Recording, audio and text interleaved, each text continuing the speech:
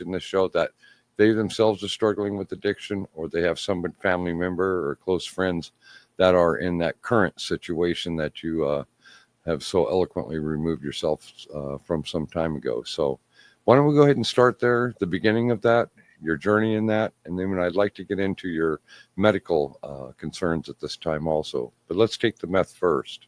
Okay. Great, thank you.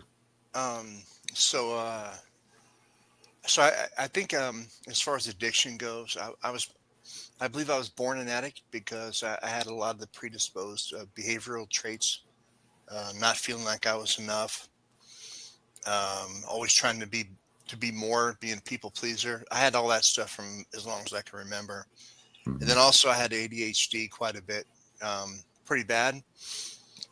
So, as we did when we were younger, we found ourselves, quote unquote, partying, and Yeah, yeah, and it's kind of a strange thing. Is you know, for a while, I didn't really like speed. I've always called speed or crank, whatever. I didn't really like it too much, and so as a lot of my friends in my group were doing it fairly often, I was not. And then, as they say, if you go to the barber shop enough, you're gonna get a haircut. And I pretty much started doing it also with them. hmm, And that was my first bout was in 90 91 is when it started. And then by 95 I was pulling, 5 to 7 days stretches awake, doing all the stuff that meth users do, yeah, being yeah, derelict to society, not working, just being you know living that horrific life. yeah. It's um, quite a journey, isn't it? yeah, yeah, looking back on it, it's the road I traveled was it definitely changed my perspective on life, but I wouldn't recommend it. I think there's other ways to get a better perspective on life Sure. than to practically destroy yourself, Well, um, I think that sometimes the greatest lessons we learn in life are the ones where we suffered the hardest and the most. That seems to be where, in later years of life, that wisdom is acquired. And then later we can take advantage of the mistakes we made in our younger years and benefit others by hopefully preventing them from going through the same path that we did, such as you have done yourself. yeah, I agree. Yeah, it's Yeah, yeah, I guess we have a different perspective. You know, um, I think out of my whole group of friends that were doing it, a few of them have passed away. 3 or 4 of us got out and we're doing okay in life, and then there's still other ones that are in their mid 50s still living that life. And a sadness. yeah, It it is. is. It is because you want to help, but as you can't help until the person wants it. You can want somebody to get help all day, but Yeah. until they're ready to do that, then it's just you got to be there for them when they're ready, I guess. Well, I So think you hit it right on the head there, where each person has an independent journey in their addiction. And what mhm, I've found in more than 20 years of counseling addicts is that until they hit that point of recognition that they themselves have to be the catalyst that's going to cure it, you can't rely on a counselor. You can't rely on family intervention. You have to rely on an individual mindset where you hit a point where you just go, enough is enough. And at yeah, that point, people like ourselves that have been on that journey can come into play and start offering our advice. But I find with most addicts that until they're ready to cross into that threshold of sobriety, that they're just not really going to take any information with them in counseling sessions or family interventions or things to that nature. How long have yeah. you? How long have you been clean now? You've been clean a while, haven't you? It'll be October. I quit counting the years. It'll be October 3rd, 2012. Well, So congratulations. 15. Yeah, I quit use. I put the dope. I do. I still do. Not. I don't do drugs. I mean, me and my wife do wine tasting, but I don't. Yeah, sure, of course. I don't. It's not really. We go. my wife's a wine specialist, so Well, you live in but Northern California, brother. Of course you drink wine. no, but I've kind of found out that the sober mind or the straight, clean mind is where Uh-huh. I'm most comfortable. Yes, of And course. the there's the benefits of drinking. Definitely, the effects don't outweigh the aftermath that you have to deal with. Yes, So yes, I understand completely. yeah, I was an addict. I was an international smuggler for a number of years in the 70s and 80s, and was a high level trafficker in the 80s hmm and early 90s. And yeah, I remember one of the things that got me to quit doing cocaine, and we were doing excessive amounts of cocaine in those years, was yeah, I was taken to a ranch outside of La Tuna, Mexico, in the state of Sinaloa, and I watched three Rottweilers eat a man alive in a corral, and they had me and my buddy down there. At that time, we were rolling millions and millions of dollars worth of cocaine money, funneling it into the Sinaloa cartel. hmm And I remember, yeah, I thought we were going down there to negotiate a few hundred extra kilos put on the loads. And the whole purpose was we were dripping in diamonds and gold and buying new cars and buying new real estate and really out there spending lots and lots of money and no way to show where the money was coming from. And the reason they executed that guy was because he was doing the same thing only down there. And they explained to us that this was drawing attention to their organization. yeah, So the next time you come down here, if you're still doing this, then you can expect to be in that corral where he is. And that's how radicalized the lessons of obedience, if you will, working in a yeah, drug cartel became. Life was very, very real in those years. And wow, I tell you, I have not done cocaine in well over 30 years. I haven't done any drugs except I smoke medical marijuana. The VA mm, gets it for me because I was captured and tortured on foreign soil in the service of my country. I live with the jungle still in my head all these years later. And marijuana does it does help with the PTSD meds, but only at night when I go to bed. I never yeah, smoke pot recreationally. I'm not into any of that, and haven't been, like I just said, for over 30 years.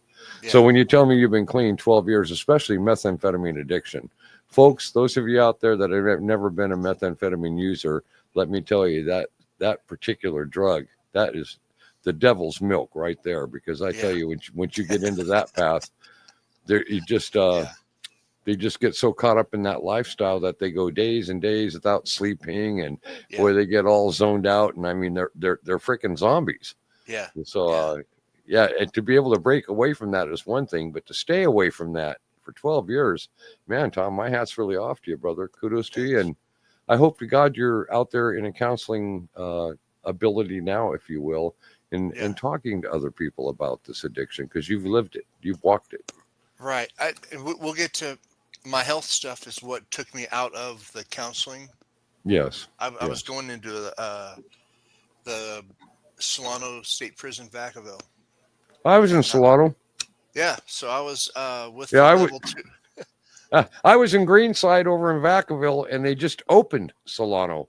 This is 1986, Okay, and yeah, so they filled the yard with a bunch of us that were on Greenside transferring, going to NRC. Well, yeah, NRC was Vacaville, so you know about that too, huh, brother? yeah, yeah, yeah. Yeah, I ended up in Folsom, but No, it did you? didn't. So Yeah, through NA, can I say that here? I don't know. you can say anything you want, brother. So through NA, I got involved with H&I, and I wanted to go into the Fairfield County Jail because that's where I'd been. I wanted to return there and I wanted to walk out. So I kind of got my marching orders. So like, hey, do you want to go to the state prison and facilitate a meeting for lifers in there that are get lifers with the possibility of parole Wow, and help. And so I was like, sure. And interesting program. yeah, it was cool. It was a little weird at first because you're in the room. I was in a room with about 20 guys, all of them in there for murder. Maybe a couple weren't. And we'd have group and sometimes they would open up about their stuff. In fact, one of the guys was he was a cartel hitman and he got caught coming over the border and doing hits and going back. And they got him and he got released and sent. He got deported. He did 21 years. And it was. I got to be pretty close to those guys as you could, they Yeah, sure, of accepted me. course. They accepted me in there. Then when I got sick, which we'll talk about, I had to step out. Um, but uh, but the whole meth thing is when we talk about that lifestyle, one thing that it leaves an imprint on me. And I've heard other people too. There's Yeah. still something in me. Not that I don't want to go use at all. But like when I'm driving down, if I'm driving through Vallejo in an area where I used to hang out at, I can Yeah. still grab into those feelings how I felt, Those are you know. triggers. Yeah, yeah. Trigger, Yeah. not triggers where I want to go do it, but I can always reach back and feel those emotions how I Well, was what I then. meant, I'll stop you right there. Pete and I Okay. are both PTSD patients. Hmm. So certain sounds, certain environments, those are triggers to us, and they Yeah. can bring back traumatic memory circumstances. We've actually had an open discussion about that on the show. So that's what I was implying when I said it was a trigger, Okay. not a trigger of usage, but a trigger of negative reflection, negative memory, that Yeah. type of thing that can come about relapse. It can bring about other things. Yeah. Yeah. Yeah, it's so Um, thank you for letting me clarify that. no, no, Because it's all good. No, because it's all good. triggers usually trigger in NA meetings and stuff, and they talk about triggers, that means something that's going to make you go use drugs. Yeah. Yeah. Yeah, That's yeah, in that context. Yeah, it is. yeah. But it's I got to tell you though, with what the landscape is now, from what I've heard, it's totally different. In that, Really. back when they got with the fentanyl now, sorry, with the fentanyl that's into things now, into everything, Yes. it's killing people now. And Yeah. back when I was using, I mean, you could die from meth, I guess, if you did a whole bunch. I don't really know. I mean, or it's sometimes it eventually would kill you. But I know a few people from town, and I think Pete even knows them too, that they lost their kids who were just partying, Yeah. doing coke or whatever, and had the fentanyl in it. Yeah. And I've lost people myself from it. You're exactly right. it's It's a a whole different thing. And one thing I remember is back when I was using the dealer that I had. I'm just speaking on how the whole thing has changed now. sure.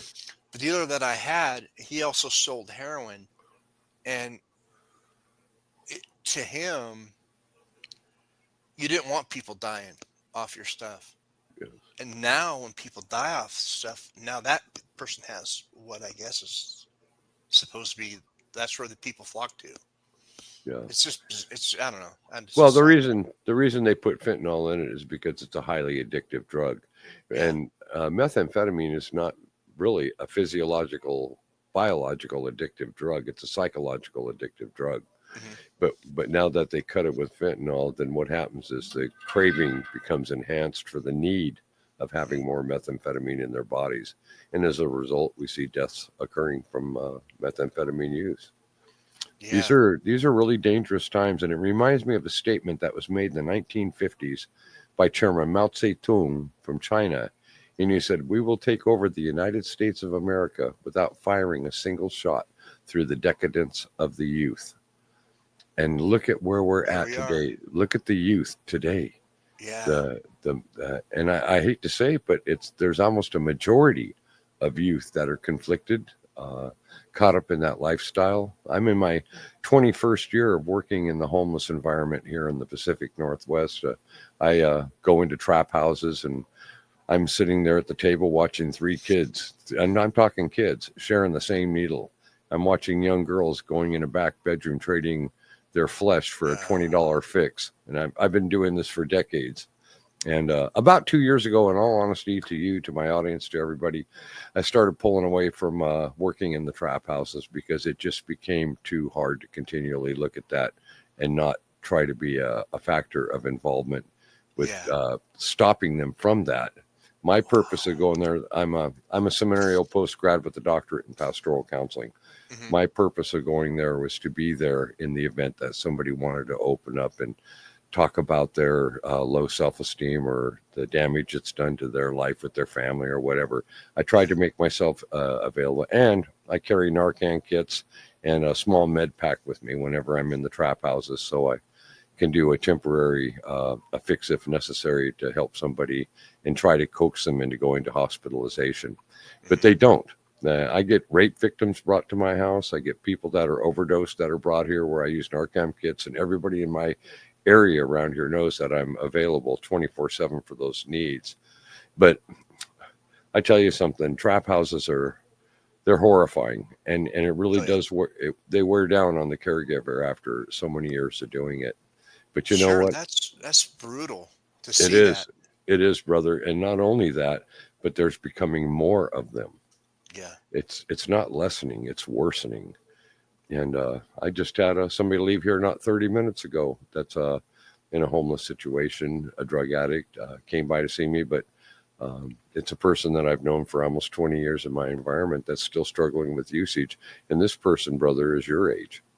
This is a Yeah. person in their 50s, and they just can't seem to shake it. But they know they can come to pastor's house and have a meal, sit down, talk about what they're going through. The only thing that I require is don't carry drugs on you and my property, and don't come over here high, unless it's an overdose case being brought to me, that kind of Yeah. stuff. Yeah. You got to set boundaries, brother, and you got to Yeah. stick to them. And you work as a counselor now with people. You Hmm. know what I'm saying. Yeah. If, Oh yeah. if you if you don't set those boundaries, they'll run right over you, and you got to be And real. you Yeah, know, addicts are like the best manipulators.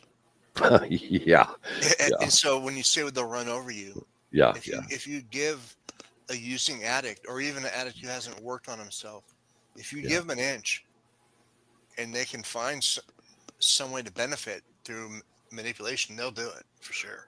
Well, Tom, I don't know about your work that you do with the people, but I can tell you in retrospect, the way I approach that is if they keep coming back and they're not improving themselves, then I am not being the benefit or the service that they need. Hmm. So I start at some point start thinning out the herd, so to speak, because there's always somebody that does need this time over here to sit and talk to their pastor and be able to work through whatever issues are. And I see them genuinely trying to do that.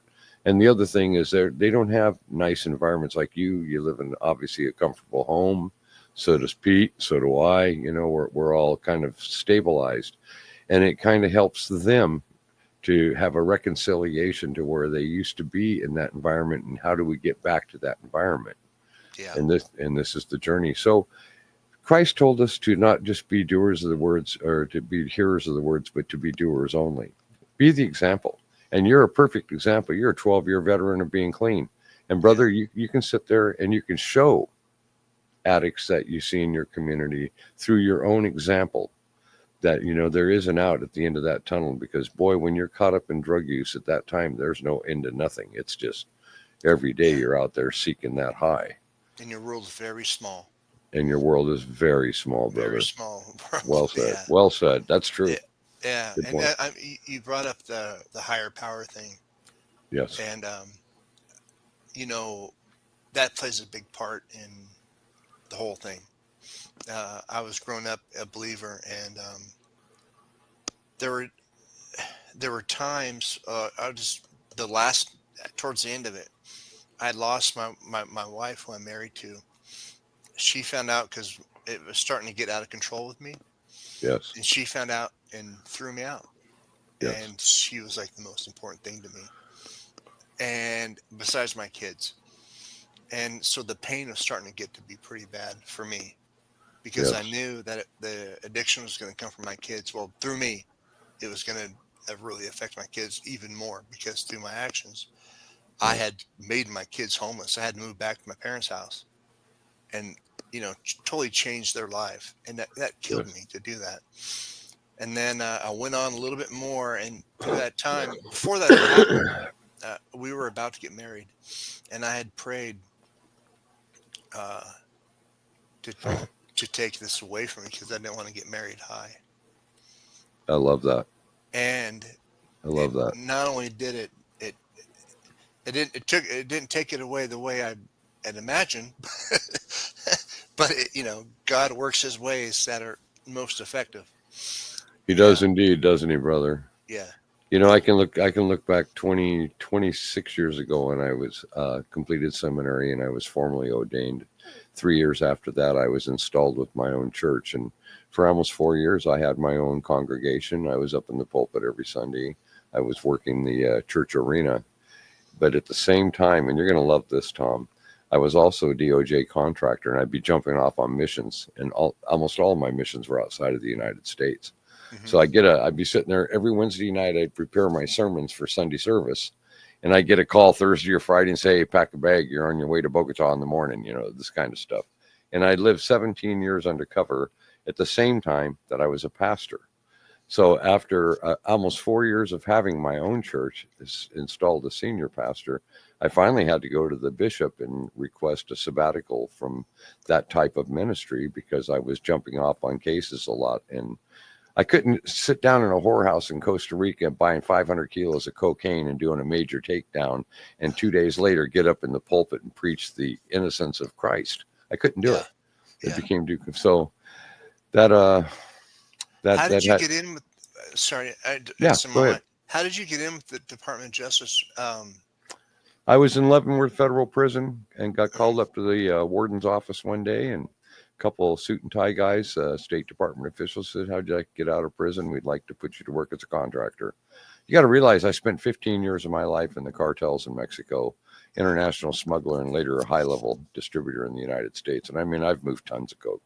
Okay. And what I did was I had gone to Culiacan, said, "Okay, I've made mine. 15 years in the game. I'm done. I'm either going to end up dead or in prison. Now I'm married and I have a couple of young small kids, and I Mhm. didn't want to raise them in that." And according to Snohomish County records, for the audience, by the way, it's verifiable. I had a fortune in real estate in the county that I live in. 47 rentals, multiple companies. I was set.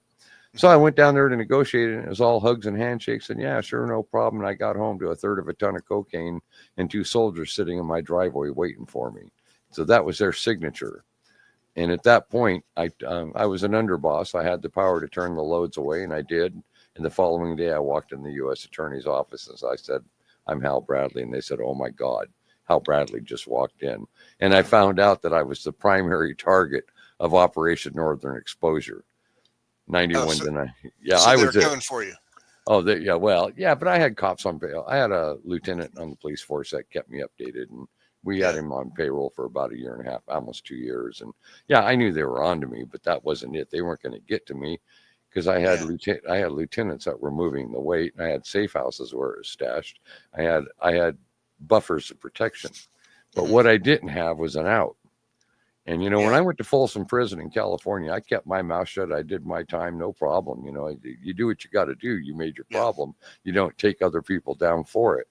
Mhm. But in this case, where I went down to Mexico and negotiated my term, ending my business with that particular cartel, and coming back to a third of a ton of cocaine, as they're saying, "Yeah, you're not going nowhere." It left me no choice. I made the decision that night. And the next day, like I said, I walked in and I was facing mandatory life, no for parole. Mhm. I already had kingpin status in their investigations. Conspired, I think, 720 kilos of cocaine. I mean, I was done. That's a lot. And they get Hal walking in, and it just literally blew their minds. So they called Yeah. all these agencies together that afternoon. We sat down with my attorney and me, and they just said, "Jesus Christ, I mean, this is the last thing we expected. How would you like to work off your life sentence?" So we started from life all the way down to where ultimately, when I went in front of the judge 19 months later, I ended up with 8 years in federal prison. But when I was in there, I was about 4 years into it. Uh, I had left the medical center for federal prisoners. My liver was shutting down, so I spent 11 months on chemotherapy treatments, got Mhm. cured. But during that time, brother, I ended my seminarial studies, did 2.5 years of seminary while in federal prison, was formally ordained. I did Assemblies of God practicing. That's who I followed. Mhm. And at the same time, I was trained as a certified hospice counselor for fellow prisoners and took 24 of my fellow prisoners through the dying process. And my seminary wasn't in an academy, it was in the death rooms of that medical center for federal prisoners in Springfield, Missouri. So when I didn't need to be on chemo no more, they transferred me up to Leavenworth And I did about a year there when they came in and said, "How'd you Hmm. like to become a contractor for the Department of Justice?" And they don't recruit rats or people like that because those kind of people you can never ever trust. Yeah, yeah, Yeah, I didn't get arrested and start telling on people. yeah, I took on a damn drug cartel. And I knew that if I was going to do that, that my death would be imminent. yeah. More so than worrying about death. I've seen countless executions. I've seen beheadings. I've seen people lit on fire. I've seen people taken out and shot right in front of me. I mean, I have been around that for decades.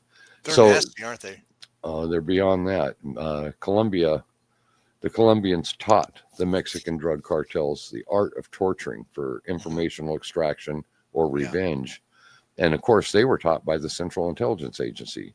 Their yeah, interrogators or who taught Central America and that area. But that goes all the way back to the 70s and 80s. But yeah. anyway, getting back to our story, that was my turning point in my life, and that was 31 or 32 years ago now. And I just fell on my knees in a prison cell after 19 years. I got sentenced. I'm on my way to catch a Con Air flight back east, and dropped to my knees in a holding cell. And another prisoner came in, dropped to his knees, and put a hand on my shoulder and started praying. And then another one came in on the other side of me and did the same thing. Hmm. And I could just feel the chains broke the instant that I really believed. That instant when the truth was revealed, and I knew that Jesus Christ was real. No Hmm. question about it. Because cussing left me, anger left me, depression left me. There was nothing but an on fire, burning sensation to get to know this path. Yeah. And it reminds me, brother, of Paul or Saul on the road to Damascus. Hmm. And he got struck down and scales covered his eyes. And he was taken to the house of Ananias. And Ananias lifted off the scales and he became converted from Saul to the Apostle Paul instantaneously, Yeah. and wrote most of the books in the New Testament. But anyway, that's my journey. That's how I found my faith. I've been practicing my faith for 31, 32 years now, and it's stronger by the day. I mean, and I've got a PhD under my belt in it. I did 13 years of school to Hmm. get that doctorate, which I completed in '04. But Good stuff, though. it's the best. It is. Yeah. But also, I have the wisdom of living 15 years in the drug cartels. I have 17 years undercover for the Department of Justice. When I finally got out of it in 2018, um, I was 65 years old and I couldn't take another day in outside the wire doing that type of work. I was in Mexico, smuggled out of a very hot zone, going through 2 cartel checkpoints in the trunk of a car, loaded on Yeah. a plane, hit Tijuana, walked across the border, met a team, got debriefed as I always did whenever I enter stateside. And Uh-huh. that following morning, I rescinded my contract because I was not a prisoner and I wasn't somebody working off his case. I was a contractor. Big Yeah. difference. Yeah. Like Right. quit anytime you want. Yeah. So that's it. And then I've started writing novels. I've got 13 books out there that I've written now, and 11 of them are action adventure novels called the Harold Brandon series, Operation Codename the Fox. And I write about one man's war against the drug cartels. And that's I want to read exactly, that. I want brother, to read that. they're amazing. They're just amazing. Yeah. I'm really That proud of whole them. story. Real quick. I was just in Mexico last April, Oh, and we're wonderful. in a town called San Pancho. Do you know where that is? What It's state? you know where Sonora? Sayulita. You know, where about an hour north of Puerto Vallarta. It's Okay. a little Yeah, I beach do know town. that. Yeah, I do know that area.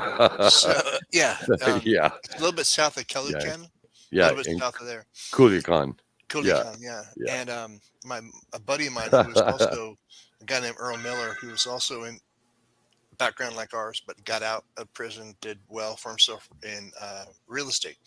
Anyways, we're at his place in San Pancho, and we're out at nighttime. It's a little village, and it's everyone's out having a good time, and there's no cops anywhere. Uh-huh. And I asked him, I said, "You hear all this stuff about Mexico being dangerous?" And I said, "There's no cops here. Everyone's having a good time. There's nothing going on." He It's goes, because "Yeah, the there's cartel's there. the cartels Yeah. there." Yeah. You're in he, Sinaloa, brother. yeah, he said people don't. There's a rule there that Yeah. you don't mess with the tourists at Never. all, and Yeah. you will. Oh, it's my dog. You will find yourself in a bad way, like maybe getting put in a pen of dogs to get eaten. Yeah. Yeah, Yeah. Given it's an I just acid found that. bath in a 55-gallon drum. Yeah. Yeah, Yeah, they have big strict rules about that. Tourism is a big industry down there. Yeah. It's politically motivated, and the politicians are what keep a lot of the high ranking cartel members out of prisons and jails. Bottom line, so if Yeah. they say don't mess with tourists, they mean don't mess with tourists. But Yeah. that's funny that you're not an internet, or were you I don't know if you were an international smuggler or not. I don't know if you No, were. no. Yeah, Just yeah, international user. yeah, yeah. Well said. Yeah, yeah. um, Yeah, that's so funny. Yeah, yeah. I had a bar and restaurant on the beach in Mazatlan, Mexico. So Okay. you know where that's at. So Yeah. when you talking Puerto Vallarta and Culiacan and all that area, that was my backyard, brother. Yeah. Yeah. Did you ever hear of Manzanillo or La Barra de Navidad? I've been to Manzanillo before. Yeah, isn't that a beautiful place?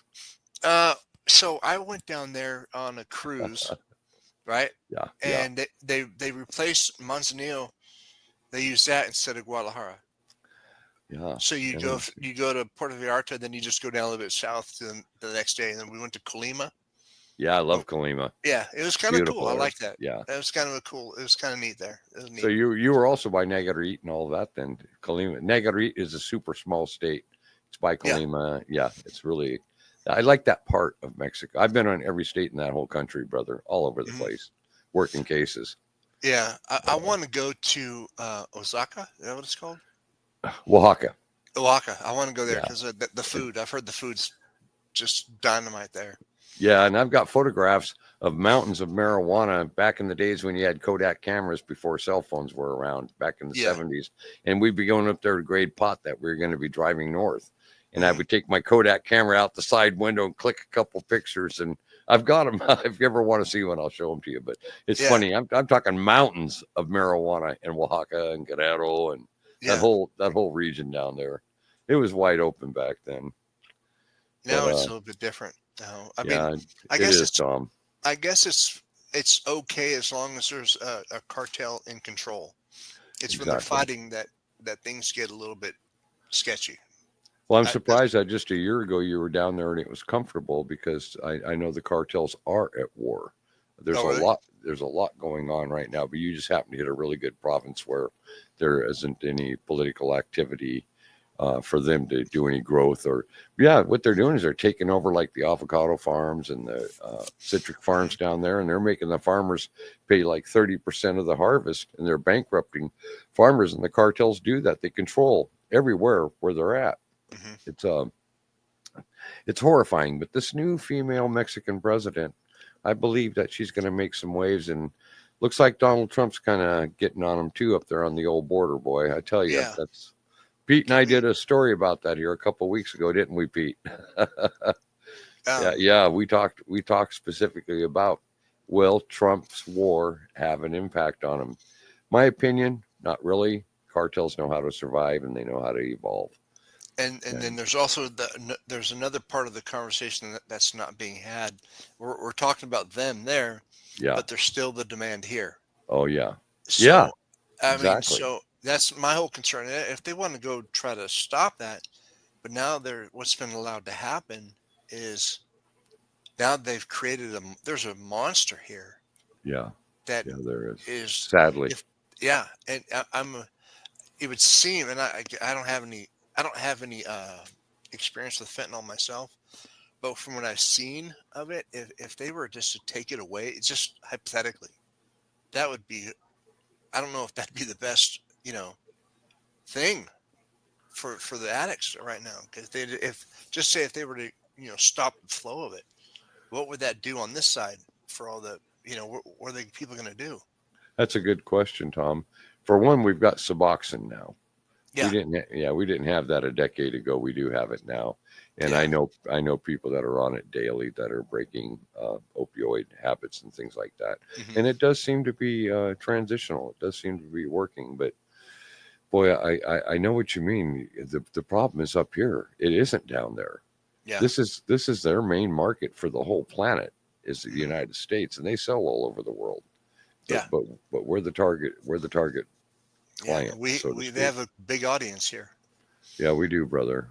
Okay, Yeah. another part of this conversation I want to Okay. get into while we've got time is your medical situation as a result of years of methamphetamine use. I'd like you to share what you're struggling with to the audience, if you could. Okay. Actually, it wasn't due to methamphetamine use, but we Oh, can get into what it was. In 2018, I got diagnosed with stage 3 lung cancer, okay. and so I Sorry to fought. hear that, brother. Thank you.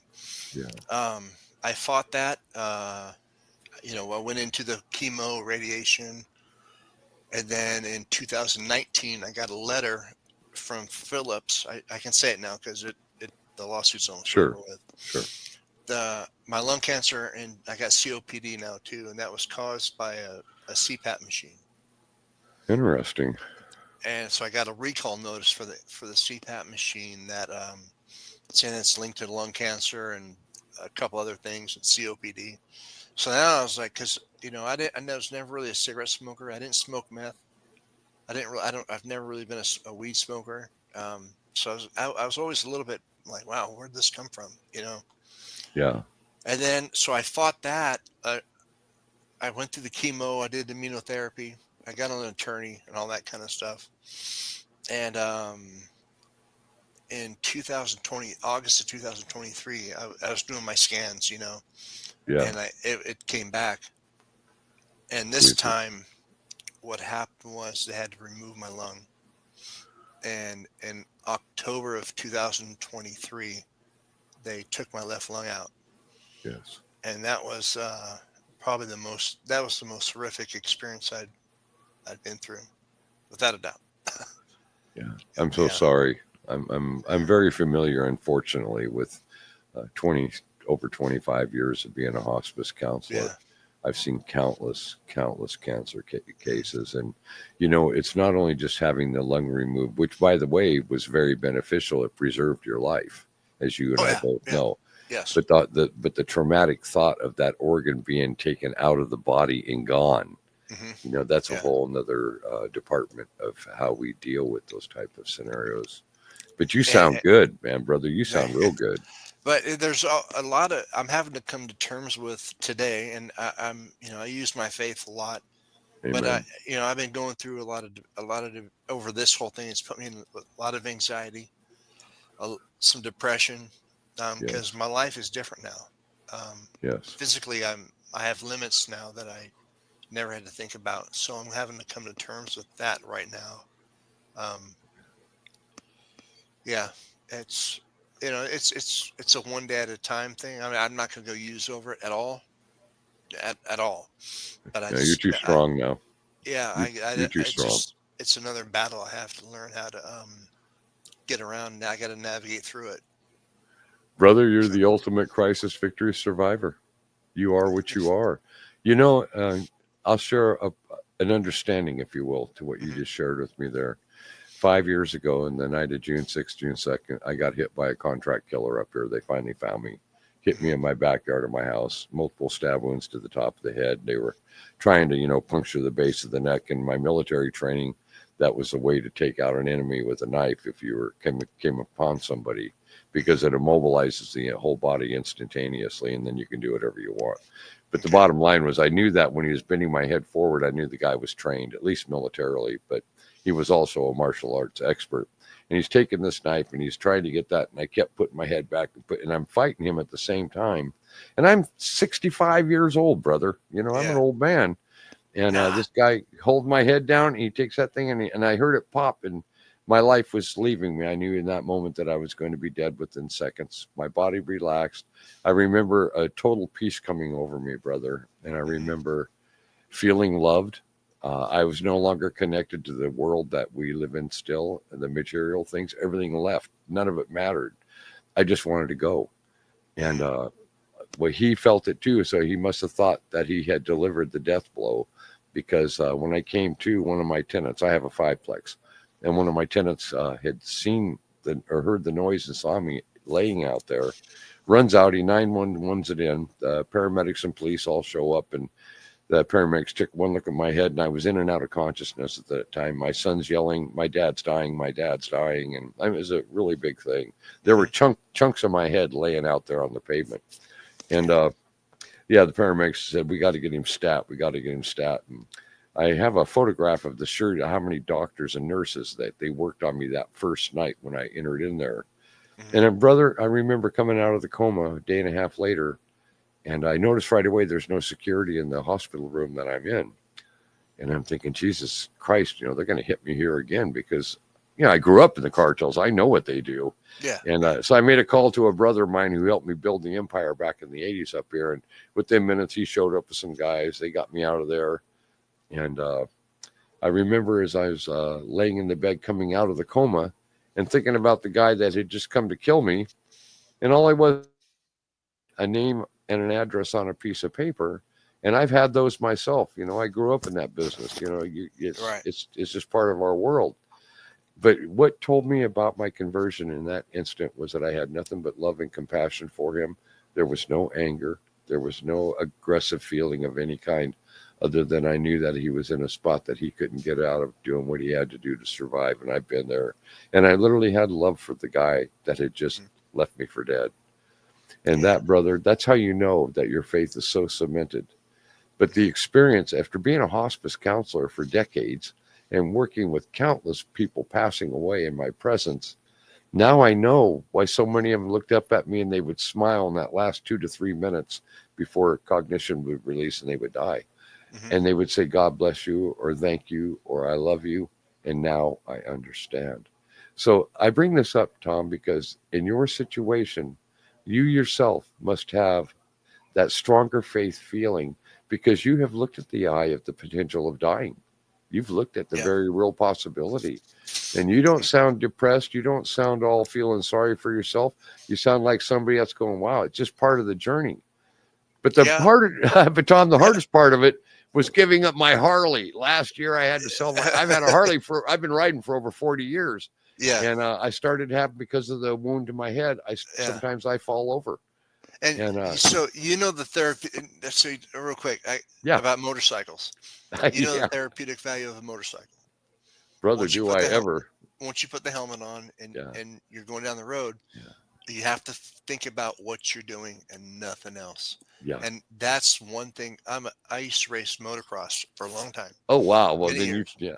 I never So did that, but I've got 40 years riding hogs. yeah, and but I've been on the street, and you get the same release Yeah, of yeah, all the BS that life can bring you when you're on the bike. And absolutely. I don't think that I could physically ride a bike anymore. And that's one of the things that is hard for me because, That's what I'm talking about, brother. The things yeah, that we have to sacrifice when we readjust our life after going through something like you've gone through, something yeah, like I've gone through. I yeah, get that. Yeah, I know your sad feeling, bro. I miss two wheels, man. I mean, it's yeah, horrible, but yeah, it is what it is. You yeah. And just that's where adjust. I'm at. It is what it is. I Yeah. have to just, I have to change my approach to things.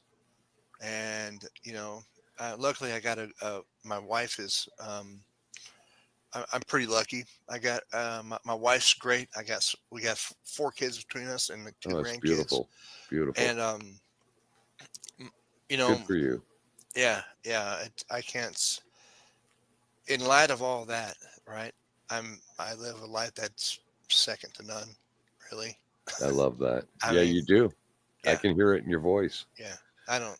I just tell my wife, there's nothing else I can ask for, and there's nothing in my life that I feel that I need. Yeah. And I got to tell you, brother, in 26 years of being a hospice counselor, I'm looking at Mhm. you and I don't see no near death, nothing on you, brother.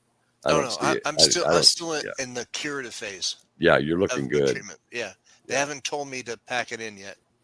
So, Yeah. I'm still in the curative phase.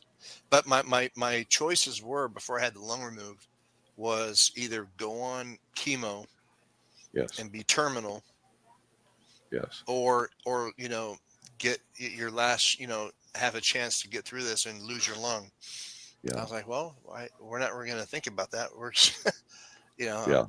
I, I think I don't want to die at Well, all. tough choices are made. They're not made emotionally. When you're facing a choice like that, you make that based on the logistics of your physical situation.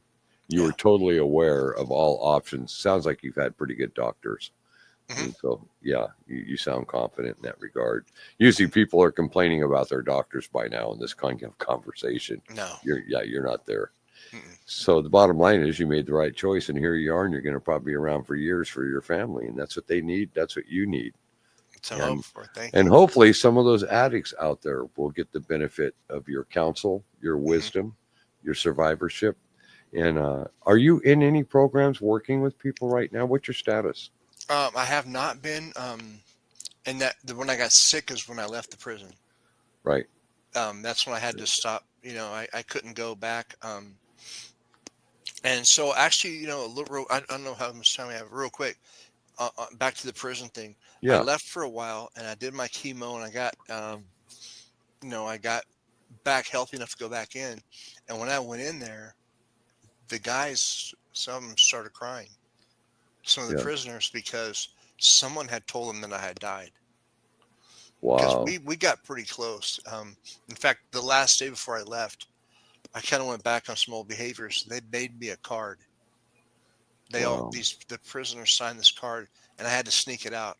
But, um, I get that, brother. I yeah, get it. yeah. I still have that card. Yeah. I don't think I have any other cards that people gave me when I was Yeah. sick, but I have that card from the prisoners that they made because in prison, Yeah. things come from the ground up. Yeah, they And do, don't they? yeah, and so when I came back for a while, it was really cool. These guys, those guys in that prison, they wouldn't have let anything happen to me. If Was something would that? have went down in that prison, Oh yeah, they they they would had your have. back. Oh yeah, Yeah. and I would like to go back into that again. Which prison were you in, and where'd you go, Solano? Solano, Vacaville, the one right next to the Yeah, medical yeah, facility. yeah, Yeah, right next to Vacaville. Yeah, I know where yeah, it's at, brother. yeah, You know what I always thought when I first hit that housing over there in Solano was how it reminded me of a beehive.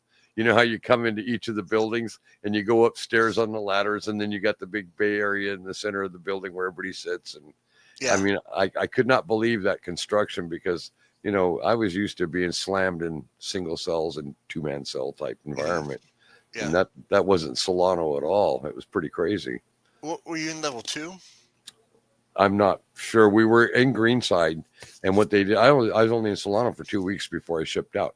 Okay, We were still in the Northern Reception Center (NRC), but they yeah, had overloading there on Greenside, and Solano had just opened. We were the first, hmm, very to walk on the yard, yeah, and so whatever dorm living or whatever type of cell living you were at, I don't know. I only know that we had a large yard, and we had these quadrants around the yard, and as you hmm, walked into your quad, it had an open seating area, and then it had cells on the ground level, and then you go upstairs, cells on the second level only. But it was yeah. all wide open. Does that sound familiar to you? Were you in one of those, or? I was in the education area Oh, okay. where they have classrooms, Yeah, but I do know that the guys that were in my group, um, yeah, they didn't live in. They called living in cages. They didn't live in cages anymore. They lived in dorm living, yeah. and and Interesting. and a lot of those guys, they spent a lot of time and they should living in cages, but Well, in in the Folsom, small cells, yeah, in Folsom, I lived in Old Folsom. We were in cells, yeah. And two so man cells, and when they got the privilege of getting out because of good behavior, yeah, they didn't want to do nothing to to jeopardize having to go back. to lose I mean, that status, yeah, yeah, yeah, unless things went down, and prison still is prison. I mean, yeah. Do what you got to do. yeah, Period. I and get it. I think that the guys in the group that I had and the recovery group, I think they were housed together because they would talk about how the racial politics are in Oh prison. yeah, of course. Um, they would talk about in their yard. They would talk to each other.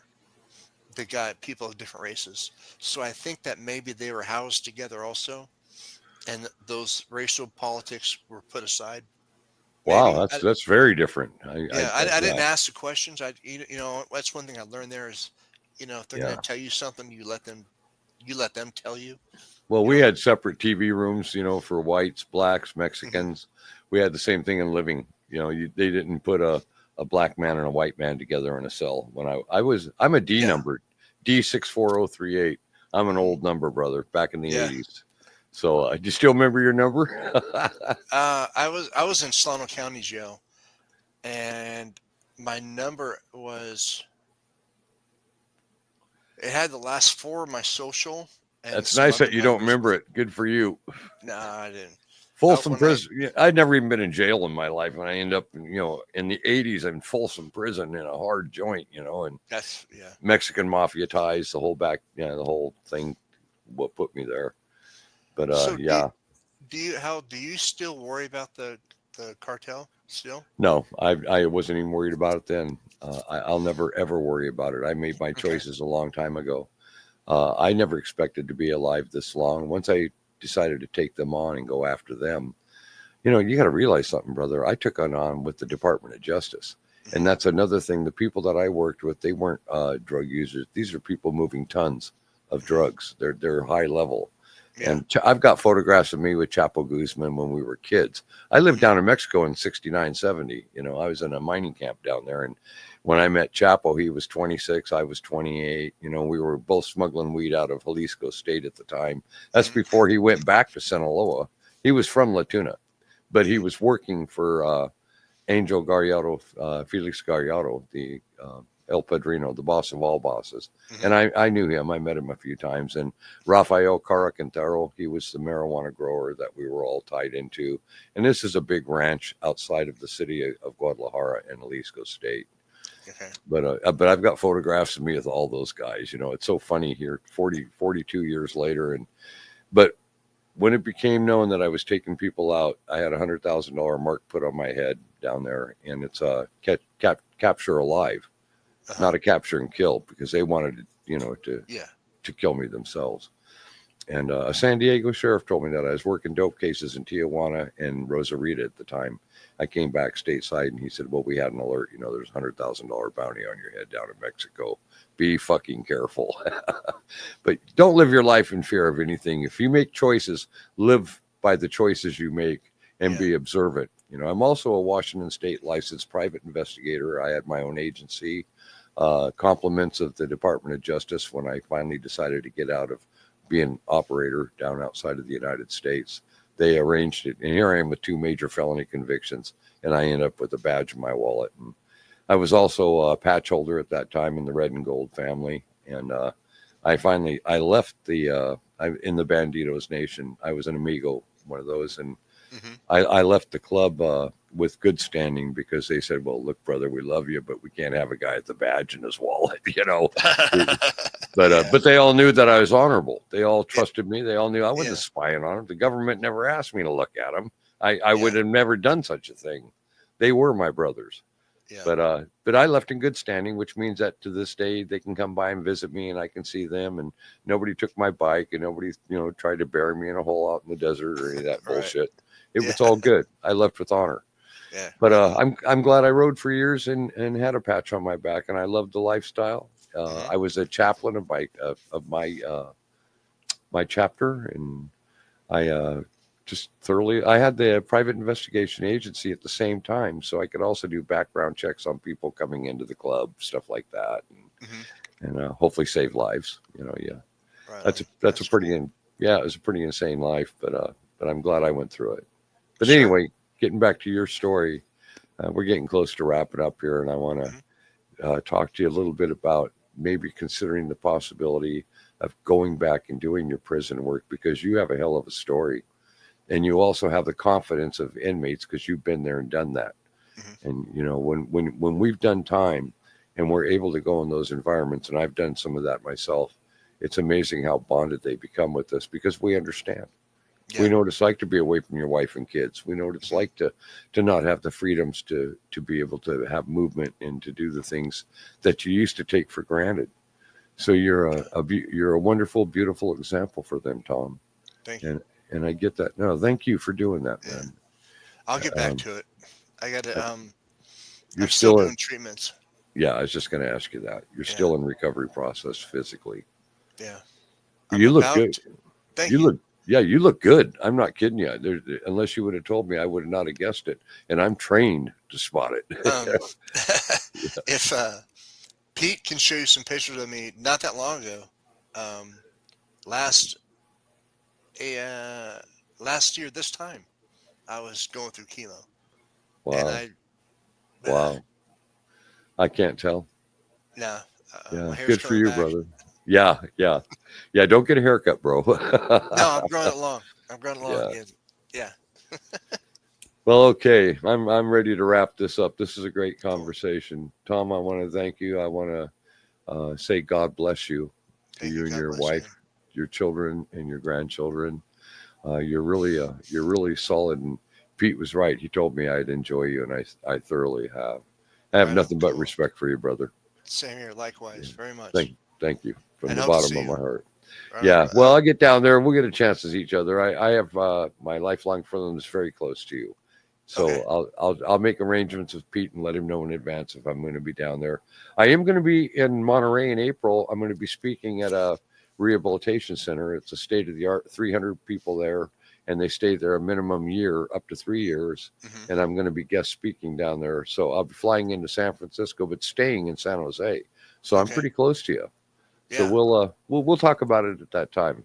Okay. Anyway, Pete can pass you my number, and you have my email, and let's keep in touch.